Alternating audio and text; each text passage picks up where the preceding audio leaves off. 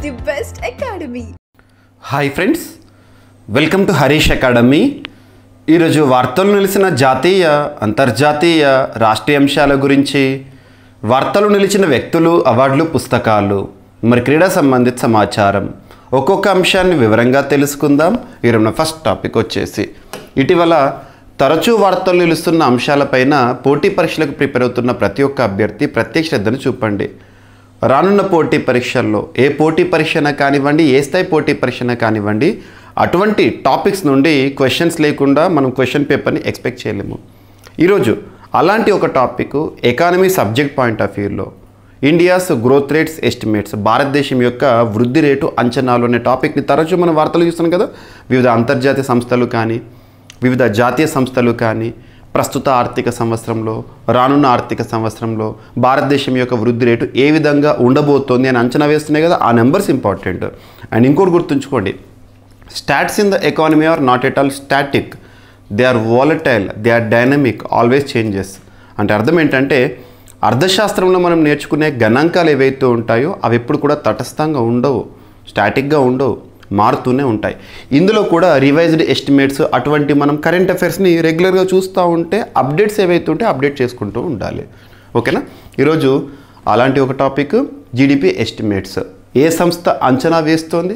మరి ప్రపంచంలో 4వ అతిపెద్ద ఆర్థిక వ్యవస్థగా భారతదేశం ఏ దేశాన్ని అధిగమించి నిలబడబోతోంది? ఈ పాయింట్స్ ఈ టాపిక్కి సంబంధించి important.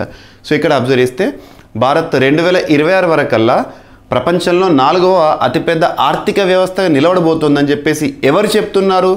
PhD chamber of commerce and industry అనే సంస్థ అంచనా వేసింది. PhD chamber of commerce and industry. మరి ప్రస్తుత ఆర్థిక సంవత్సరం అంటే 2024, 2025, 2024 ఏప్రిల్ 1 నుండి 2025 మార్చ్ 31 వరకు భారతదేశం యొక్క వృద్ధి రేటు 6.8%గా ఉండబోతోందని అంచనా వేస్తున్నారు ఈ సంస్థ వారు. గుర్తుంచుకో, వృద్ధి రేటుని ఎందులో చూస్తాము? జీడిపి, గ్రాస్ డొమెస్టిక్ ప్రోడక్ట్, స్థూల దేశీయోత్పత్తి. It is the final value of all the goods and services that are produced within the boundaries of the particular country within the given financial year. అంటే అర్థం ఏంటంటే, ఒక ఆర్థిక సంవత్సర కాలంలో ఒక దేశ లేదా ఒక ప్రాంత సరిహద్దు లోపల ఉత్పత్తి అయ్యే అంతిమ వస్తు సేవల విలువనే ఆ దేశ లేదా ప్రాంత జీడిపిగా చూస్తాము. సో ఇక్కడ అబ్జర్వ్ చేస్తే మరి పర్సంటేజ్ ఎందుకు చూస్తామంటే కంపారిటివ్ స్టడీ చేస్తాం కాబట్టి. మరి భారతదేశం యొక్క వృద్ధి రేటు ప్రస్తుత ఆర్థిక సంవత్సరంలో ఎంత ఉండబోతోందంట? 6.8%. ఎవరు చెప్తున్నారు? PhD chamber of commerce and industry అనే సంస్థ వారు చెప్తున్నారు. మరి ప్రపంచంలో 4వ అతిపెద్ద ఆర్థిక వ్యవస్థగా భారతదేశం ఏ ఇయర్ వరకంట? 2026 వరకు ఉండబోతోందంట. ఎవరిని అధిగమించి? జపాన్ దేశాన్ని అధిగమించి ఉండబోతోందని చెప్పేసి భారతదేశం గురించి అంచనా వేస్తుంది ఈ సంస్థ. గుర్తుంచుకోండి, గత 3 ఏళ్లుగా దేశ ఆర్థిక వ్యవస్థ నిలకడగా వృద్ధి చెందుతోందని సంస్థ పేర్కొనడం జరిగింది. గుర్తుంచుకోండి. Next same India's growth rates estimates, భారతదేశం యొక్క వృద్ధి రేటును క్రిసిల్ రేటింగ్ అనే సంస్థ, తరచు మనం వార్తలు చూస్తూ ఉంటాం. క్రిసిల్ ఇంటెలిజెన్స్ రిపోర్టు ఒకటి రిలీజ్ అయింది. వారు ప్రస్తుత ఆర్థిక సంవత్సరంలో భారతదేశం యొక్క వృద్ధి రేటును 6.7%గా అంచనా వేయడం జరుగుతోంది. నెక్స్ట్ వచ్చేసి ఎకానమీ పాయింట్ ఆఫ్ వ్యూలో ఇది కూడా ఇంపార్టెంట్. 2030 సంవత్సరం వరకల్లా దాదాపు 31 లక్షల కోట్ల రూపాయల పర్యావరణ హిత పెట్టుబడులు జరుగుతాయి భారతదేశంలో అని చెప్పేసి క్రిసిల్ అంచనా వేస్తుంది. ఇంతకుముందు చెప్పాను కదా, క్రిసిల్ సంస్థ వారే చెప్తున్నారు. సో ఇక్కడ గ్రీన్ ఇన్వెస్ట్మెంట్స్ అని చెప్పొచ్చు. ప్రస్తుతం ప్రపంచవ్యాప్తంగా కూడా గ్రీన్ ఇన్వెస్ట్మెంట్, పర్యావరణ హిత పెట్టుబడులు, వీటిపైనే దేశాలు ఎక్కువగా కాన్సన్ట్రేట్ చేస్తున్నాయి. సో అలాంటి పెట్టుబడులు భారతదేశంలో 31 లక్షల కోట్ల రూపాయలుగా ఉండబోతుందంట. గ్రీన్ ఇన్వెస్ట్మెంట్స్ లేదా పర్యావరణ హిత పెట్టుబడులు, ఎన్వైర్న్మెంట్కి ఎటువంటి ఇబ్బంది లేకుండా పెట్టుబడులు జరపాలనేది కాన్సెప్ట్. 2030 సంవత్సరం వరకు ఎవరు చెప్తున్నారు? క్రిసిల్ వారు. మన దేశంలో పర్యావరణ హిత పెట్టుబడులు, గ్రీన్ ఇన్వెస్ట్మెంట్స్ 2025 నుంచి 2030 సంవత్సరాల మధ్య 5 రెట్లు పెరిగి 31 లక్షల కోట్ల రూపాయలకు చేరవచ్చని క్రిసిల్ అంచనా వేసింది. ప్యారిస్ ఒప్పందం కింద 2070 కల్లా శూన్య కర్బన ఉద్గార లక్ష్యాన్ని సాధించాలన్నది మన ప్రభుత్వ లక్ష్యం. ఇందుకు $10 లక్షల కోట్ల అవసరమవుతాయని అంచనా వేస్తున్నారు. ఈ లక్ష్య సాధనలో 2025 నుంచి 2030 మధ్య వచ్చే 31 లక్షల కోట్లు కీలకంగా మారతాయని క్రిసిల్ అంచనా వేస్తుంది. ఇక ఒక ప్రాంతం వార్తల్లోకి వచ్చింది. వర్జీనియా దేనికి ఆమోదం తెలిపిందంటే గర్భస్రావం సహా రాజ్యాంగ హక్కుల సవరణలకు ఆమోదం తెలిపింది. అబార్షన్ లీగల్ చేస్తూ ఇటువంటి అంశాలు, అబార్షన్, ఓటింగ్, వివాహ సమానత్వం వంటి హక్కుల రాజ్యాంగ సవరణ ప్రతిపాదిస్తూ రూపొందించిన తీర్మానాలను వర్జీనియా ప్రతినిధుల సభ రీసెంట్గా ఆమోదించిందంట. డెమోక్రాట్లకు 51-41 మెజారిటీతో ఉన్న ఛాంబర్ ప్రతిపాదిత 3 రాజ్యాంగ సవరణలు ప్రతిపాదించగా సభ ఆమోదం తెలిపిందంట. గుర్తుంచుకోండి.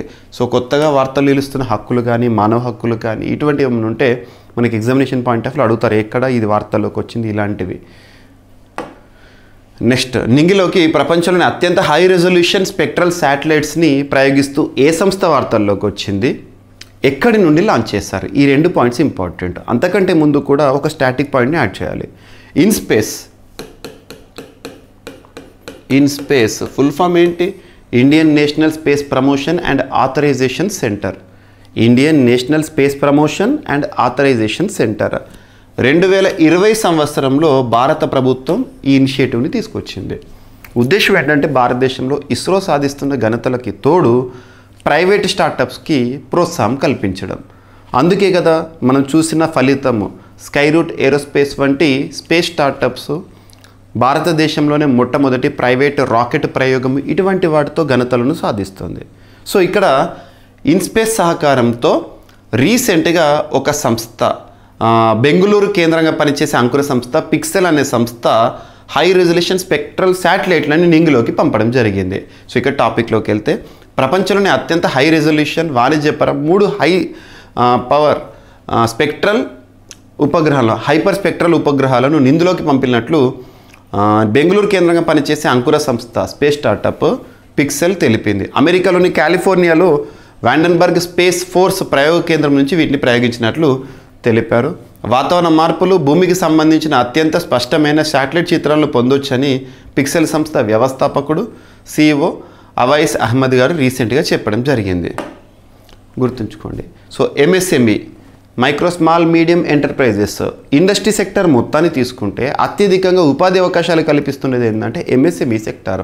అలా MSMEలో మహిళా శక్తి, మహిళా ప్రాతినిధ్యం ఎలా ఉంది అని చెప్పేసి మహిళా పారిశ్రామికవేత్తలను ప్రోత్సహించేందుకు కేంద్రం ఆయా రాష్ట్ర ప్రభుత్వాలు చేపట్టిన చర్యల ఫలితంగా గత 5 ఏళ్లలో దేశంలో మహిళలు నడిపే MSMEలు భారీగా పెరిగినాయి అంట. పెద్ద రాష్ట్రాలను తీసుకుంటే మహిళలు నడిపేవి అత్యధిక శాతం ఉన్న రాష్ట్రం పశ్చిమ బెంగాల్ అంట. ఏపీ మన 2వ స్థానంలో ఉందంట. సో పశ్చిమ బెంగాల్ టాప్ పొజిషన్లో మహిళా యూనిట్లు లక్షలు, ఎన్ని లక్షలని అంట 24.86 lakhs. మొత్తంలో శాతం ఎంత అంటే 62. Second Andhra Pradesh, third Bihar, next Karnataka, Tamil Nadu, Madhya Pradesh, Maharashtra, Uttar Pradesh. మరి దీనికి అఫీషియల్ సోర్స్ ఏంటంటే కేంద్ర MSME శాఖ. So department of MSME very important. Examination point of view ఇటువంటి గణాంకాల్లో ఇంపార్టెంట్గా మనం చూడవచ్చు. అండ్ అభ్యర్థులకు ఒక చిన్న అనౌన్స్మెంట్ ఏంటంటే మన CA 360 2025 సో ఎవరైతే కోర్స్ని ఇప్పటివరకు తీసుకోలేదో ఈరోజే GVK స్టడీ సర్కిల్ యాప్ని ఇన్స్టాల్ చేసుకోండి. GVK స్టడీ సర్కిల్ యాప్ మీకు ఆల్రెడీ CA 360 గురించి తెలుసు. 2023లో చూసారు, 2024లో చూసారు. మరింత మోడర్న్గా, అడ్వాన్స్గా, సైంటిఫిక్ అప్రోచ్తో కరెంట్ అఫైర్స్ని మీకు అందించే ప్రయత్నం చేస్తున్నాను. CA 360 2025 కోర్స్ ఏదైతే ఉంటుందో మీకు క్లాసెస్ని కూడా అప్లోడ్ చేయడం జరుగుతుంది, మీరు చూడొచ్చు.